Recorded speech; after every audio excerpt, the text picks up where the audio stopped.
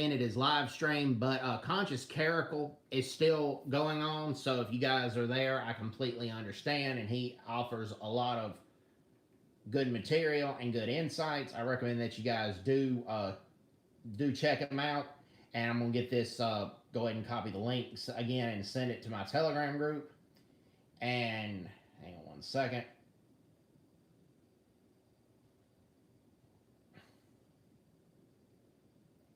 Hang on one second.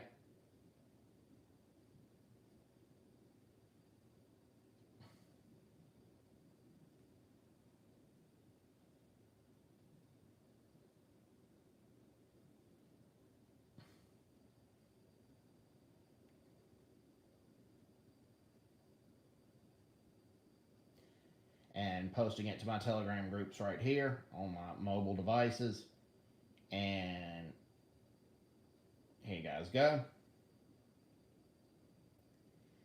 All right, hey, what's going on, guys? I'm back. I'm talking about Red Terror in Ethiopia, and this is a sick tyrant named Mengistu Haile Mariam that killed over 500,000 of his own people. And he basically killed 500,000 of his own people for not being communist and not adhering to his political views.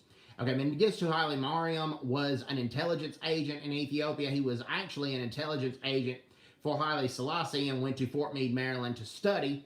But all the knowledge that he obtained over there, he used it to overthrow Ethiopia's Emperor Haile Selassie, to become ruler himself, to shun ties with the West, and to develop alliances with communist countries like North Korea and the Soviet Union, communist China, and that's basically what he did. And he killed 500,000 of his own people, and he would kill people in the streets of their capital, Addis Ababa. And he would leave the bodies in the streets so people could see them and be scared, and he used that to try to intimidate people. That was one of the few times that hyenas were in the city of Addis Ababa. The hyenas would come in there and basically eat the dead bodies, which was a sick situation. Mengistu Haile Mariam was eventually overthrown in, I believe, 1990, either 1990 or 1991. But instead of facing justice and facing trial, he fled to Zimbabwe. And the president of Zimbabwe at the time, Robert Mugabe, gave Mengistu Haile Mariam political asylum. He gave Mengistu Haile Mariam political asylum. He told the Ethiopian government that he was not going to send Mengistu Haile Mariam back to face justice. The UN begged Robert Mugabe to change his mind, but he wouldn't do it. And we all know how buddy the ANC and the ZANU-PF, Robert Mugabe's party, are. And basically that's what happened. And also the Ethiopian veterans that fought in the Korean War, they were anti-communist. They fought under Haile Selassie, but that many of them had to go into hiding during the Red Terror years. They also had to or they had to deny their service in the Korean War because Mengistu Haile Mariam denied Ethiopia's involvement in the Korean War. So that's why when I was in South Korea, many younger South Koreans did not know about Ethiopia's involvement in the Korean War. And yes, not one Ethiopian was taken prisoner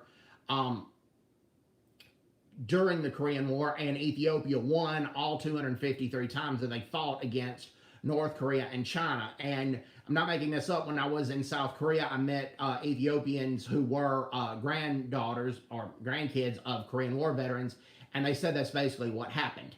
There's a myth going around in South Korea why many South Koreans don't know a lot about Africa or know a lot about black people is because they've been influenced by America too long, but that's just not the case. Mengistu Haile Mariam killed 500,000 political opponents, killed many Ethiopian Korean War veterans, and now this information is just now coming to light. And the ANC and the ZANU-PF glorify or laud somebody like that, which that guy was a tyrant. He was like the African Hitler, which Mugabe is a lot like the African Hitler as well, with all he did. And the ANC worships and lauds and praises Robert Mugabe.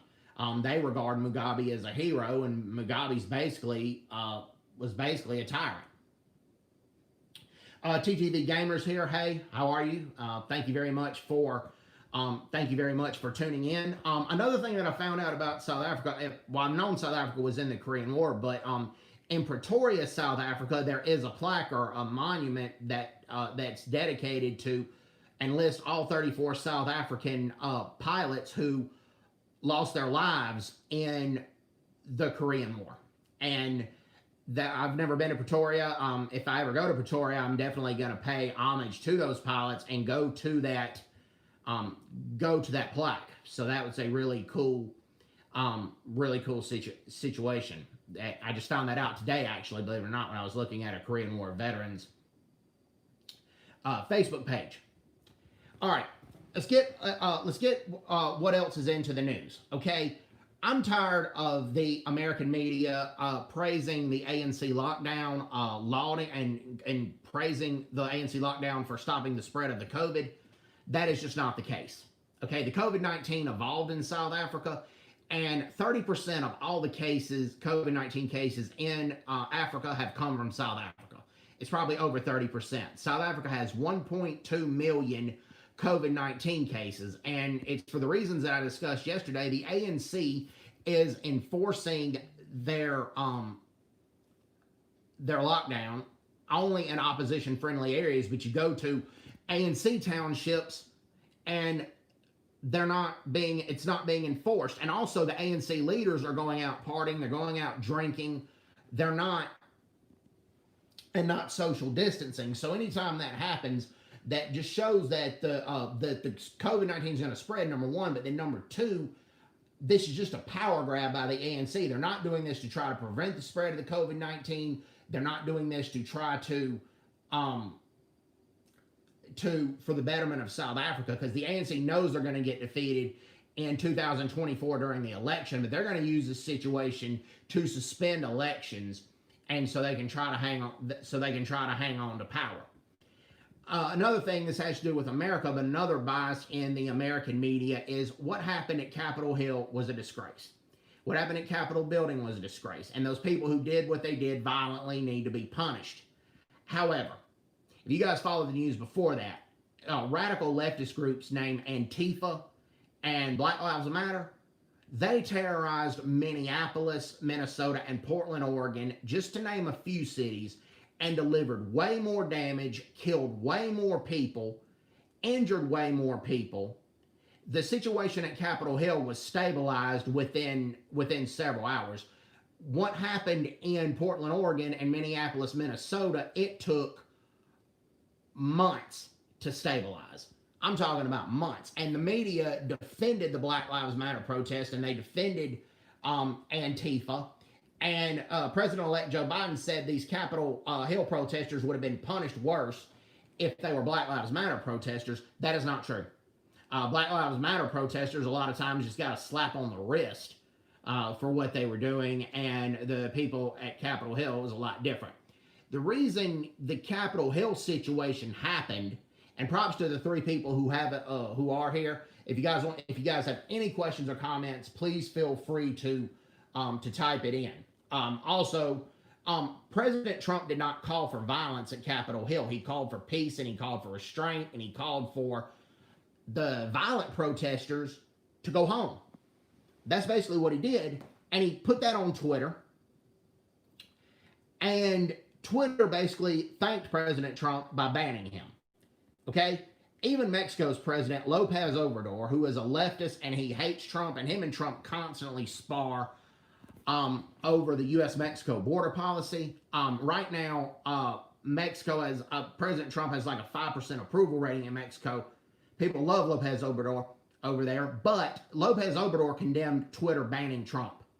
He said it's not right to ban somebody because they have differing views than your own. And I firmly believe that Lopez Obrador was right to do that. I normally don't praise him a lot, but I have to praise him for condemning Twitter for that. Now, my apologies for moving around. I'm on my iPad. I'm on my mobile device. I'm not on a MacBook or a desktop. But if you guys have any questions or comments on any of the situations that I'm talking about, please feel free to go ahead and comment on the situation. Okay, and talk about the issues of various countries, but it's most notably countries in Africa, and then also the United States. Now, let me tell you some history the United States does have in Africa, and I grew up in the South, as you guys know, still live there to this day, and I grew up around a lot of rednecks, and there were plenty of racists out there that would say send blacks back to Africa. We don't want to deal with them. A lot of them didn't too. Situation's gotten a lot better, but actually the U.S. tried that years ago, and it was a failed experiment.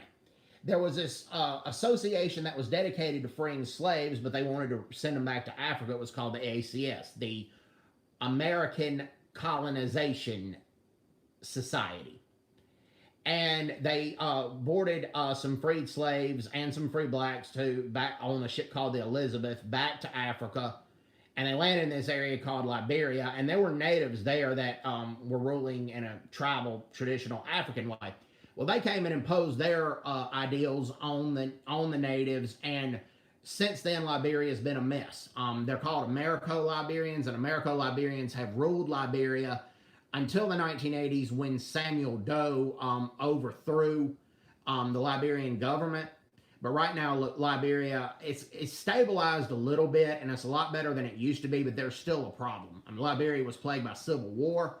The Ebola plague, and also what's going on in Liberia right now, the rape crisis is astronomical. At least 50 to 80% of Liberian women have been raped. And now, I could understand why people were protesting. I wish the protesters would wear a mask, and I wish they would social distance. But the current situation in Liberia is, one time this 15-year-old saw this 3-year-old girl. She was only 3. And he had a straight razor, and he cut her female genital area and raped her. And it caused national outrage, and rightfully so. And Liberians are protesting left and right to demand that the government take a stronger stance on rape. Only 2% of all rapes in Liberia result in conviction by the judicial government, and it results in punishment. So, like I said, the situation in Liberia more stable than it used to be. They hadn't had a civil war since 2003, but recently they had the Ebola pandemic, and then now they have the rape crisis. So the situation in Liberia is just not good right now. Talk about something else, because right now just saw 3 people leave the chat. But okay, with South Africa, the lockdown has not worked, and Ramaphosa keeps lauding the lockdown, keeps praising the lockdown, and what I found earlier, it is true. White South Africans and white squatter camps and white-owned businesses, a lot of them are not eligible for any COVID-19 relief funding simply because of the fact that they're white.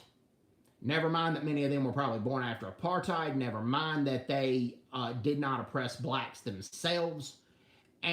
But they're not eligible for government funding simply because of the fact that they're white. And from what I hear in South Africa nowadays, it's almost impossible if you're white to get a government job, and it's almost impossible if you're white to get a government position. I'm going to go for about 17 more minutes, and the reason is because I'm going to be listening to Ronaldo Host's live stream, because he now has 98,000 subscribers. And I commend Ronaldo Host for that. He did an excellent job getting 98,000 subscribers, and I think he will have 100,000 subscribers soon. If you guys don't subscribe to his channel or don't listen to his channel, I firmly believe that you guys should. And I have the 4 likes here. Thank you guys very much for liking this live stream. Thank my viewers very much here. No, the camera work's not the best. My apologies. My apologies in advance for that. But again, if you guys have any questions or comments, please go ahead in the chat. Thanks to TTV Gamer for saying hi. Hey, right back at you. What do you guys think about what happened at the Capitol building? What do you guys think about the ANC lockdown? And what do you guys think about the Red Terror that I told you about? The Red Terror that happened in Ethiopia. Also, there's more things that I needed to discuss about what is going on. South Africa's gonna shut down its borders, and that's gonna kill the tourism industry. Look, Disney World is a popular tourist destination in the United States, you can, and they enforce social distancing. They enforce the mask rule, and there hasn't been an increase of COVID-19 cases in Florida since Disney World has reopened. There's not been any link to that. I believe that you can travel and you can visit, but I do believe that you do need to travel and that you do need to visit responsibly. You can wear a mask, social distance. I firmly believe that you should get tested as soon as you come back from traveling. Go get a COVID-19 test. And I firmly believe that. And look, I also was not going to discuss the vaccine on this live stream, but I'm going to bring it up. I do think Zweli Mkize is right that you guys should get the vaccine. I do think that the vaccine is safe. That's my personal opinion. I know some of you guys don't agree with that. But like I said, my brother is type 2 diabetes, and he got the vaccine and as part of the trial program, and the vaccines work fine. Now, there have been some incidences with the vaccine, but like prime example, I'll tell you, in Alaska, 3 healthcare workers got an allergic reaction, but one of them was only severe, and it was they pumped her full of antihistamines, and she was fine. But she said, "I still promote the vaccine, and I still believe that people should get it because it protects me from the COVID." The other 2 that got it just resulted in minor allergic reactions, but they still didn't. They still did not regret getting the vaccine. Okay, I'm gonna go. Like I said, I'm gonna go about 14 more minutes, and so the vaccine has been now available in South Africa, but the vaccine that they're getting from India is about only 50% effective. Okay, the vaccine that they're getting from India is only about 50% effective, and the vaccine they're possibly getting from the UK, the AstraZeneca vaccine, is only 70% effective because they don't have the refrigerated units to get the Moderna and the Pfizer vaccine. And that is disgraceful because the ANC are common crooks and corrupt, and they are just embezzling money left and right. Okay? Now, there have been incidences where people have died getting the vaccine, but their severe allergic reactions with any vaccine do occur. Okay? Severe allergic reactions with any vaccine do occur. And I recommend that you guys do check out Chris White's channel as well. He has knowledge about Africa that is far greater than me. Ronaldo Host has extensive knowledge on South Africa, but I highly recommend that if you guys want knowledge about all of Africa, definitely check out Chris White's channel. I firmly believe that you guys should check out his channel. So yeah, that's the latest. That's the latest on the stream. Oh, to go the other 12 minutes, I'm going to talk to you about a high-profile criminal case that happened in the United States, and the murder of John Benet Ramsey. Now, it happened back in the year 2000. It happened on Christmas night. But here was the thing. John Benet was a pageant girl. She was big in that pageant, Toddlers and Tiaras, and her mother, Patsy Ramsey, had been a beauty queen. And John Benet was found in the basement. But when Patsy Ramsey, the mom, woke up, she found a ransom note on the steps. And so she called the cops. She thought her daughter was kidnapped, but then the Boulder police did not seal off the crime scene. They let the parents move around. And the mother was distraught and she was panicked. So she called her friends over. She needed comfort. The 911 call, she was jumping. She was distraught. But the detective told John Ramsey to go look around the house for anything unusual. Well, John Ramsey found his daughter, Jean Benet, in the basement, which contaminated the crime scene further. But the detectives did not search the house well enough looking for a break-in, because they did find a broken window eventually. They found a baseball bat outside that matched the carpet fibers of the house. And at the time in 2000, they didn't have the technology that they do now, like you'll see in CSI movies and CSI TV shows. But new forensic evidence does show that they found unidentified male DNA on John Benet's undergarments. And they did find that. And so she more than likely was killed by a stranger, particularly a serial pedophile. And that is what one detective believed. The Boulder police that's where they live, Boulder, Colorado. They treated the parents like suspects. They treated them like suspects, and the evidence does not show that the parents did anything. And there is evidence that John Bonet was molested, and that there is unidentified male DNA on her underwear. And they also found a footprint, a shoe print in the house that belonged to an adult, and it didn't match any of John Ramsey's shoes. Now, what John Ramsey says now is that even though he didn't commit the murder, he takes responsibility for it a little bit, in terms of, he says, I utterly regret putting my daughter in these toddler and tiara programs. It was mostly like his wife's idea, but she thought it would have been fun because she did it. But the toddler and tiaras, I firmly believe, are every pedophile's dream, because they publicize John Bonet, like, yeah, she won this and won that. And I believe that a serial pedophile knew the family schedule, knew the family was going to go to a Christmas party and that night, and they did before they came home, and he was hiding already in the house before they got there. And that's the most common theory right now of that situation. So I firmly believe these childhood pageants need to be outlawed. I firmly believe they need to be abolished under the Child Endangerment Act in the United States. I believe that nobody should be in a pageant unless they're 18 years old. I'm not a fan of them. I get bored with them. I don't ever watch them. But John Ramsey now speaks out against these toddlers and tiaras, and I have to commend him for it. I wish they were not legal. I firmly believe I wish they weren't legal. And so, yeah, the John Bonet Ramsey case was a very high-profile case in my country, and the latest evidence shows that she more than likely was killed by a stranger who was a serial pedophile.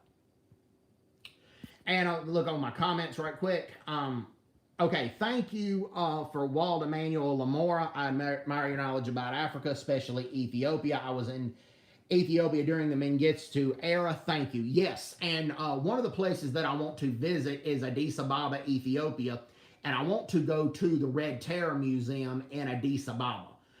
They show all the devices that Mengistu Haile Mariam and his cronies used to torture people, and they don't censor a lot there. They want to make sure that the general public knows and the international community knows what all they went through during the Red Terror era, because if you study the Red Terror era, the stuff that's not in Amharic, which is one of Ethiopia's languages, it's like watching a real life horror movie. I mean, it's like something you'd see in a horror movie. You almost wouldn't believe that it was real. And then for the ANC and the ZANU-PF to praise Mengistu Haile Mariam and give him political asylum is just sick and sadistic.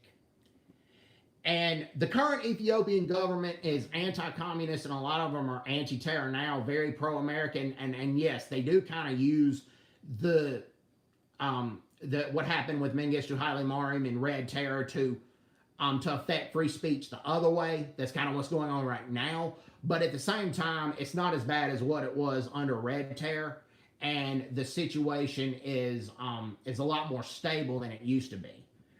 Dead bodies are not popping up are not showing up on the streets. And when Mengistu Haile Mariam first took power, he had like a champagne bottle, but the champagne bottle was full of blood, and he threw the champagne bottle onto the streets, and it broke. And you know, that's how he announced that Red Terror was going to happen. And the United States didn't help matters there. They developed an alliance with Somalia under Siad Barre. They didn't know what all Siad Barre was all about, and a lot of his terror they didn't know about, but they were trying to counter Mengistu Haile Mariam and his relationship with the Soviet Union. So, okay, I'm going to go on about 5 more minutes. Props to the people that have tuned in. I got 6 likes right here. Thank you guys very much for hitting the like button. Very much appreciated. I try to study Africa.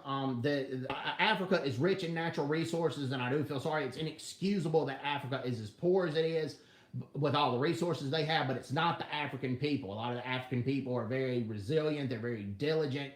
But they get a lot of corrupt leaders who embezzle the money, and they get these companies that come in here that pay off the African governments, and then the company takes all the profits Africa is particularly dealing with that right now with China. China comes in there, they take a lot of Africa's resources, but they don't provide jobs for a lot of Africans.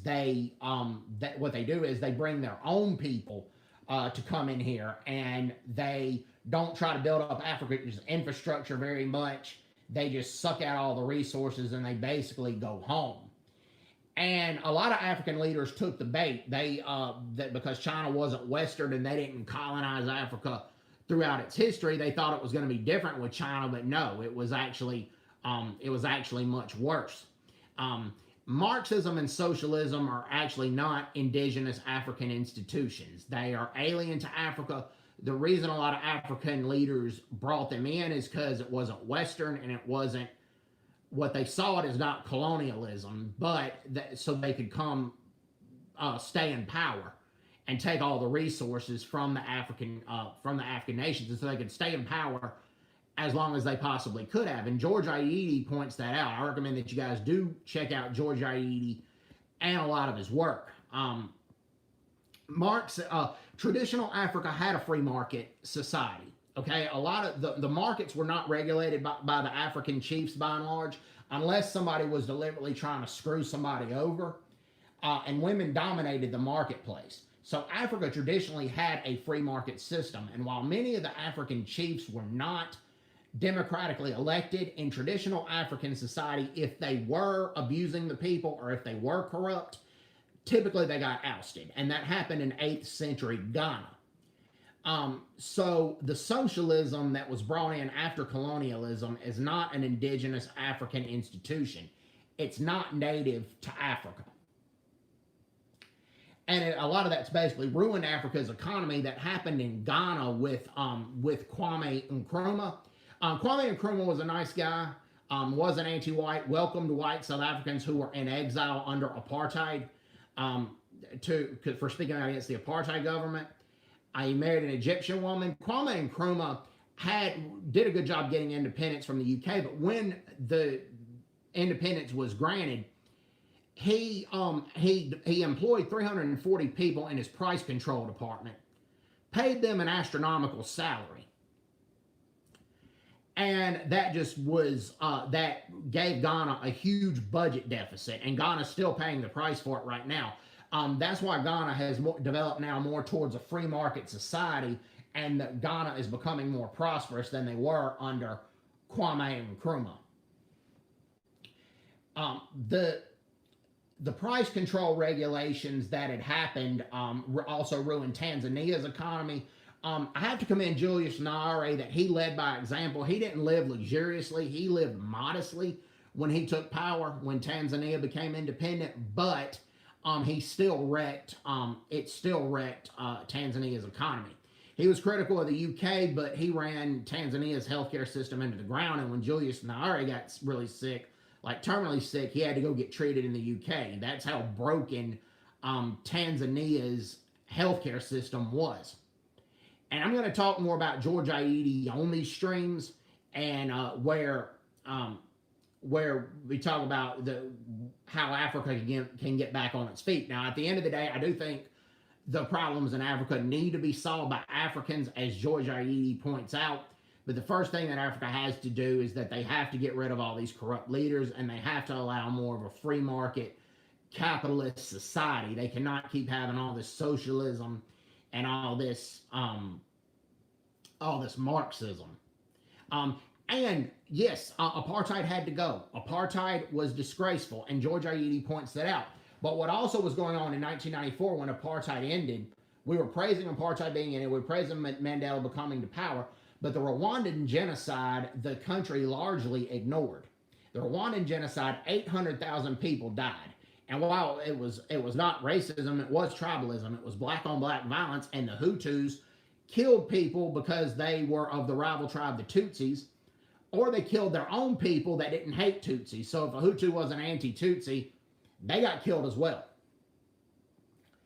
And and that happened. And the world largely ignored what was happening in Rwanda and praising what was happening in South Africa.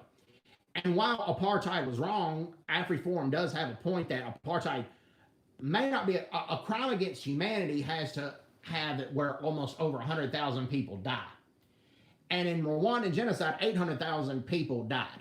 And under apartheid in South Africa, as disgraceful as it was, the black population of South Africa increased. Rainer Dutois says, good day, sir. I watched your stream for the first time yesterday, and he's fascinated by my knowledge of African countries. Thanks. I still have a ways to go. I've studied African countries for a long time. But I honestly wish that I wish I knew more. But thank you very much, sir. Last thing I want to say before I leave. Okay, I have to blame Kofi Annan for some of what happened in the Rwandan genocide. He was high up in the UN at the time, and the UN did send a peacekeeping force there, mostly Canadians, some Belgians, led by Romeo Dallaire, and the Canadian General Romeo Dallaire, and they found the weapons cache. A guy who defected from the Hutu majority government showed them, this is where the weapons cache is. They're using this to kill a lot of Tutsis and moderate Hutus. Romeo Dallaire had the soldiers in place and was gonna raid the place. And Kofi Annan says, no, I don't want you to start a major, another crisis. You cannot raid the weapons cache. And Kofi Annan and Romeo Dallaire are still friends. They still get along. He thinks Kofi Annan is a good guy. I have different opinions on that, but Kofi Annan did screw that up and screwed up the situation in the Rwandan genocide. So, man, that's what I'm going to be on next stream, hopefully. I doubt I can do it tomorrow, Thursday, or Friday, but I may, but probably next week. I'm going to talk about the Rwandan genocide in 1994. So I hope everybody's doing well. Take care. God bless them. Bye-bye. Bye-bye.